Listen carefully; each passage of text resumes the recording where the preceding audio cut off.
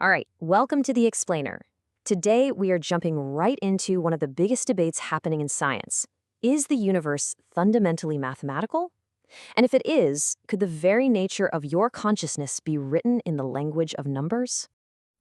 For centuries, asking what's the mathematical formula for a feeling, well, that was pure philosophy, right? But that is all changing. Right now, two powerful scientific theories are in a dead heat, and both of them claim to have found the answer, not hidden in our biology, but in the very source code of reality itself. Okay, let's just dive into this because we're talking about a profound shift here. We're moving way beyond just mapping the brain. Now we're trying to write the actual equation for experience. And look, this isn't about correlation anymore. This is about identity. And that brings us to the main event, this intellectual clash between two titans.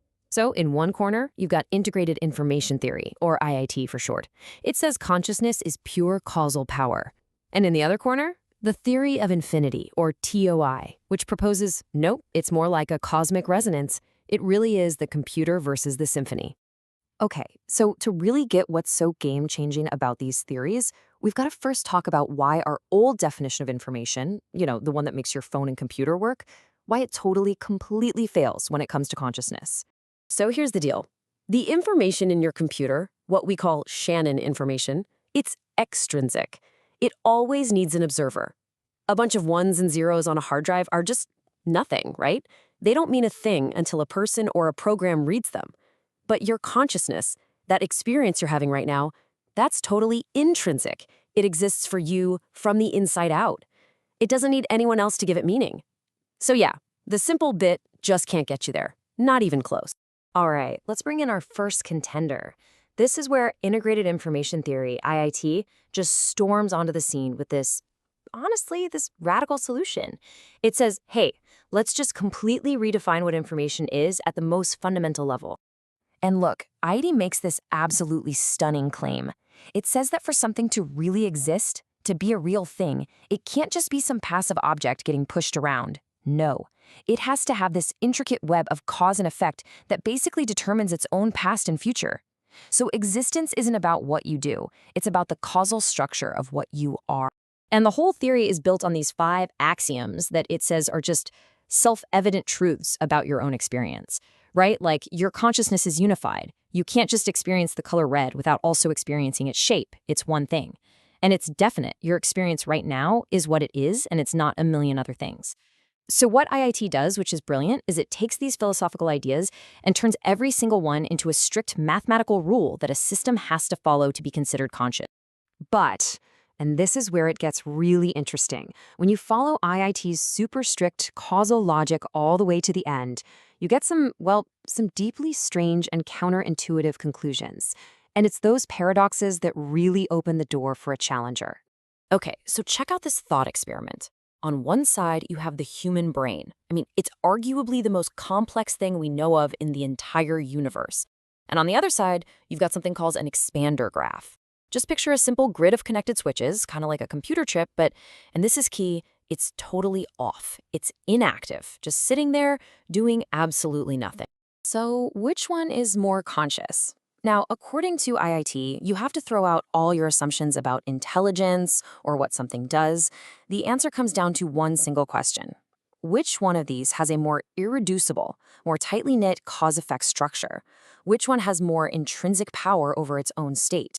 And the answer, which literally sent shockwaves through the entire field, came from computer scientist Scott Aaronson. He proved that, yeah, you guessed it, according to IIT's own math, certain simple, inactive grids can have an astronomically higher measure of integrated information, and therefore consciousness, than a human brain. Just wow. So that paradox was a huge, huge problem. And on top of that, the math for IIT is so ridiculously complex that it's physically impossible to actually calculate the consciousness score for anything bigger than like 30 neurons. Forget about a brain. So all these issues started to suggest that, hey, maybe IIT, as groundbreaking as it is missing a really crucial piece of the puzzle. And that's our cue. Enter the theory of infinity, or TOI. It basically emerges directly from these cracks in IIT, and it comes to the table with a completely different idea of information, one that's not based on little discrete parts, but on a continuous, unbroken whole. So, TOI argues that consciousness isn't something you build up brick by brick from causal links between neurons. Nope. Instead, it's a holistic property, something that emerges from a continuous field.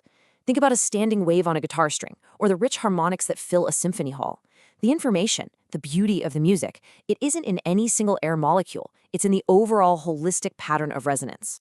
So, this really brings the core difference into sharp focus, right? IIT's universe is, at its heart, digital. It's a giant computer made of separate, discrete logic gates, and every conscious system is basically a little machine busy calculating its own causal power. But TOI's universe? It's analog. It's this grand cosmic symphony. Consciousness isn't something that's calculated. It just arises from the beautiful harmonic resonance of continuous fields, all playing out according to timeless mathematical laws. And this just illustrates the choice so brilliantly. What we're looking at here aren't just two theories of consciousness, they are two completely different blueprints for the nature of reality itself. It's a fundamental fork in the road. Yeah, this table just lays the whole conflict bare. On the one hand, you have IIT describing a universe of separate, finite things that literally have to compute their own existence. It makes consciousness a pretty lonely, solipsistic affair, you know? But then you look at TOI's side.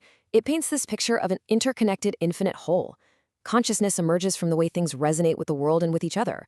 I mean, that's a profoundly different way of seeing the universe and our place in it. You can really think of this as a story, an evolution of an idea. We started with information as just something external, something we send to each other, like a text message. Then IoT came along and made information intrinsic. It's something a system is. And now TOI is proposing this third step, that information is a resonance that the entire universe sings. So at the end of the day, we're left with this huge question. Is your consciousness, your experience right now, the product of an unbelievably complex machine that's constantly calculating its own existence? Or is it a beautiful, fleeting, resonant note in an infinite cosmic symphony? And look, this isn't just some abstract debate for philosophers. The answer could literally redefine not just who we think we are, but what we think the universe itself is.